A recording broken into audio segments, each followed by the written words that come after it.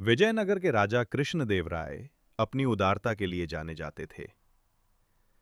एक सर्दी की ठंडी रात राजा ने दरबार में कहा, जो व्यक्ति पूरी रात झील के ठंडे पानी में खड़ा रह सकेगा, उसे मैं 1,000 स्वर्ण मुद्राएं दूंगा। सभी दरबारी हंस पड़े। महाराज, ऐसी ठंडी रात में कोई वहां जिंदा नहीं रह पाएगा, उन्होंने कहा। पर तभी एक गरीब किसान आगे आया। महाराज, मैं ये करूंगा, राजा ने सहमति दी। अगली रात पहरेदारों ने देखा, वो किसान झील में छाती तक डूबा खड़ा था। चारों ओर बर्फ जैसी ठंड, पर वो अडिग रहा। दूर महल की छत पर एक दीपक जल रहा था, जिसकी हल्की लौ झील के पानी पर पड़ रही थी। सुबह जब वो किसान विजयी होकर लौटा, राजा ने कहा, वाह, तुमने सचमुच कर दिखाया। पर तभी एक दरबारी बोला, महाराज, ये व्यक्ति धोखा दे रहा है। इसने महल की रोशनी देखकर मन को गर्म रखा, इसलिए ये जीत नहीं मानी जा सकती। राजा सोच में पड़ गए। उन्होंने पुरस्कार रोक दिया।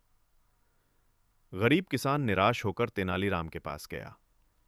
किसान, महाराज, मैंने कुछ गलत नहीं किया, बस दूर की रोशनी ने मुझे हिम्मत दी थी। तेनाली ने मुस्कुराकर कहा, चिंता मत करो, न्याय जरूर होगा। अगले दिन दरबार में तेनाली ने राजा से कहा, महाराज, कल मैंने एक प्रयोग किया था। मैंने अपने घर पर खाना पकाने के लिए महल की छत पर रखे दिए की लौ का सहारा लिया, लेकिन खाना नहीं पका। राजा हंस पड़े। तेनाली, इतना दूर की लौ से कोई खाना कैसे पक सकता है?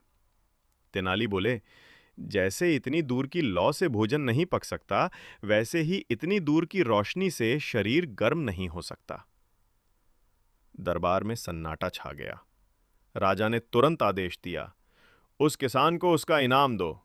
तेनाली, तुम्हारी बुद्धि ने एक बार फिर सच्चाई को प्रकाश दिखाया। तेनाली मुस्कुराए। महाराज, जब न्याय अंधेरे में भटकता है, तो थोड़ी सी रोशनी ही उसे राह दिखा देती है। सीख, दूरी की उम्मीद भी हिम्मत दे सकती है। न्याय वही जो बुद्धि से किया जाए, तर्क से नहीं छीना जाए।